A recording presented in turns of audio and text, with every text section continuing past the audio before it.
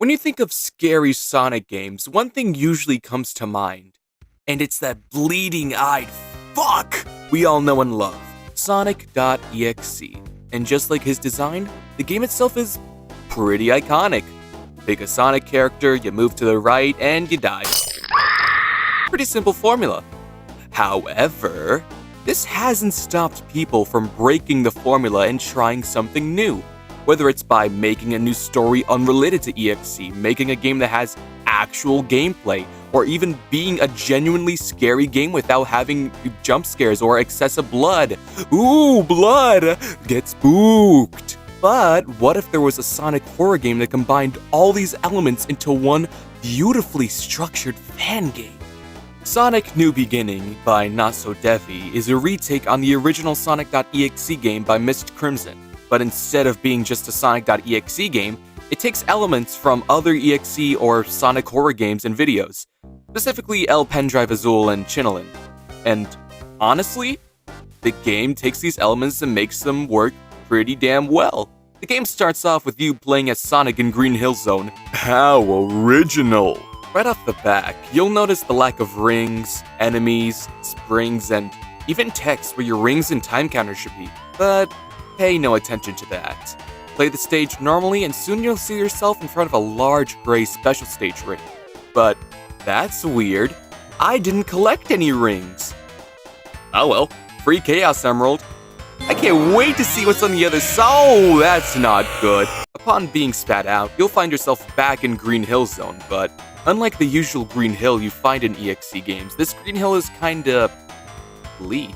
And this bleakness, honestly, adds to the creepy factor. The colors are more saturated, there's nothing but a black void in the background. Well, let's walk forward, shall we? Yeah, I don't think he's surviving that. After that very gruesome death, you find yourself in a very spooky version of Marble Hill. Look! The clouds are red! That's how you know it's gonna be spooky!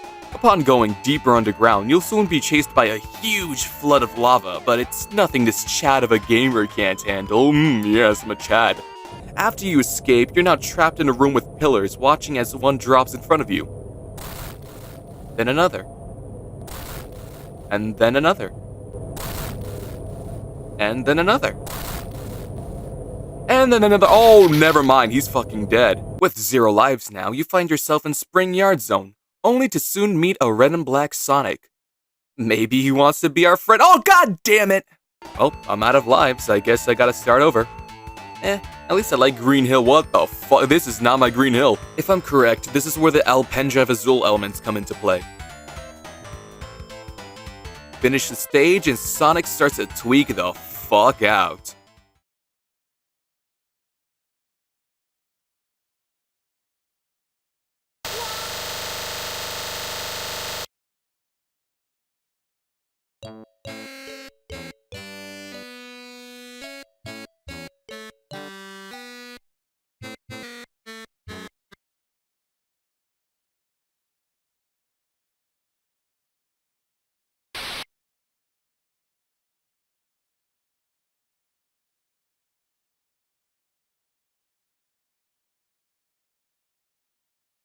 One thing I really do like about this take on EXE is that he never really reveals himself as an EXE, but instead plays this facade that it's like a monster Sonic, and I really like that.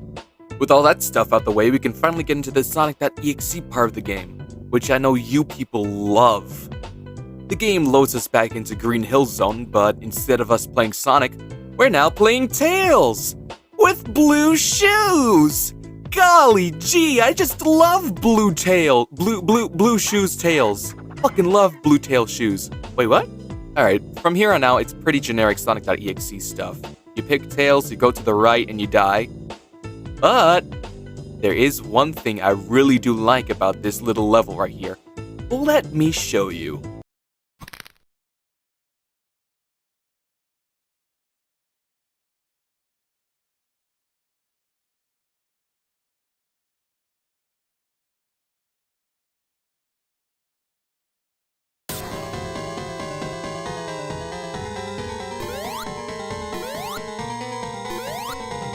That's right, it's Sonic on all fours like a usual hedgehog.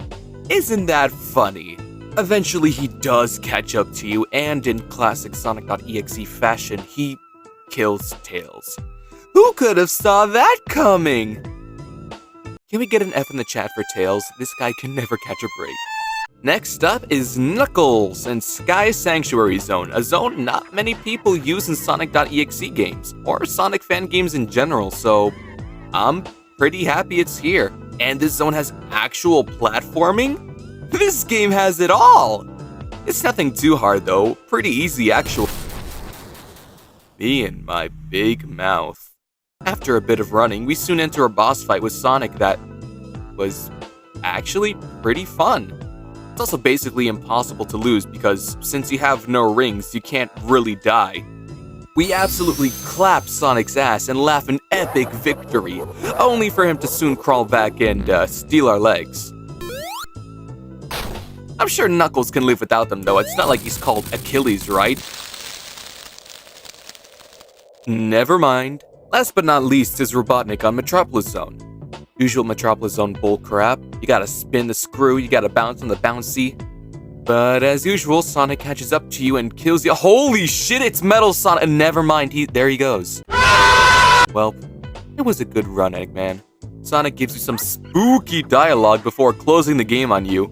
Yeah, okay, I didn't even want to play your fucking stupid game. Booting the game up one last time allows you to play as a character not many EXE games allow you to play. Metal Sonic. Something tells me I'm about to throw hands with Sonic, and I am here for it.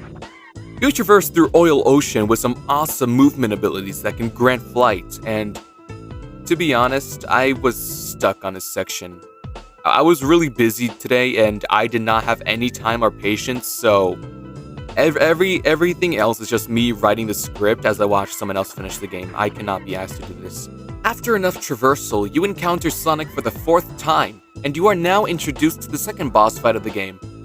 Similar to the Knuckles fight, it's almost impossible to lose. You beat Sonic, you break his mask, run away for a bit, and Sonic whines like a little bitch. From here, the game closes and...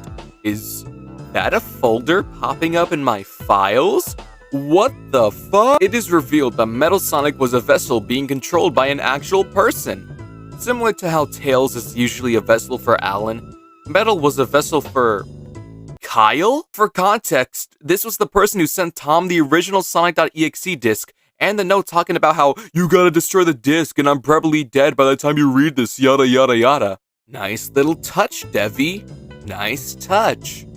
Overall, I rate this game about, let's say, an 8.5 out of 10. It already takes the aspects of already existing EXE games, but it changes it to make it feel fresh and unique.